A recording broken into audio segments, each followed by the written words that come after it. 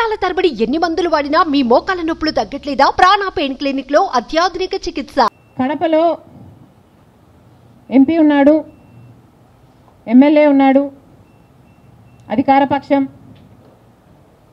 అక్కడున్న ప్రజలు భయభ్రాంతులు గురై బ్రతుకుతున్న ప్రజలు.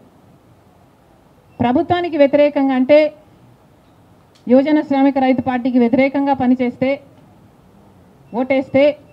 ఓటేసామని తెలిస్తే మాకొచ్చే స్కీములు పోతాయి, అవి కాకుండా మా మీద కేసులు పెడతారు, దాడులు చేస్తారు అన్న భయం కూడా ప్రజలలో ఉంది.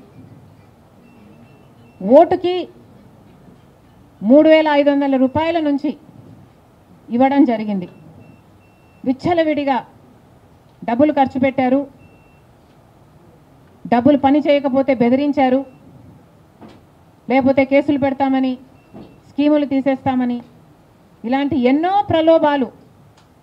ప్రలోభాలకు కడప ప్రజలు గురయ్యారు. ఇవన్నీ కూడా పనిచేశాయి. నేను కడపలో గెలవకపోవడానికి కారణం టైం అనే నేను అనుకుంటున్నాను. బికాస్ నేను కడపలో తిరిగింది కేవలం 14 రోజులు మాత్రమే. 14 రోజులు క్యాంపెయిన్ చేశాము, మిగతా టైం స్టేట్ వైడ్ క్యాంపెయిన్ చేశాము.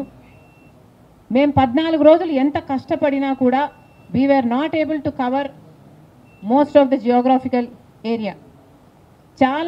చాలా మటుకు రూరల్ ప్రాంతాలలో కనీసం రాజశేఖర్ రెడ్డి బిడ్డ పోటీ చేస్తుంది అన్న విషయం కూడా చాలామందికి తెలియలేదు. మేము పోటీ చేసింది కూడా ఎలాగైనా సరే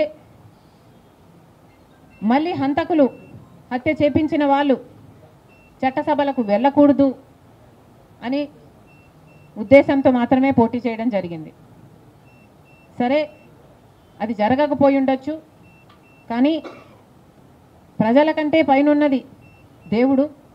ఐఎమ్ వెరీ ష్యూర్ వాళ్ళ పాపం పండుతుంది, పండే రోజు కోసం దేవుడు కూడా ఎదురు చూస్తున్నాడని నా అభిప్రాయం. సుమన్ టీవీలో మీ పర్సనల్ అండ్ బిజినెస్ ప్రమోషన్స్ కోసం కింది నెంబర్కి కాంటాక్ట్ చేయండి.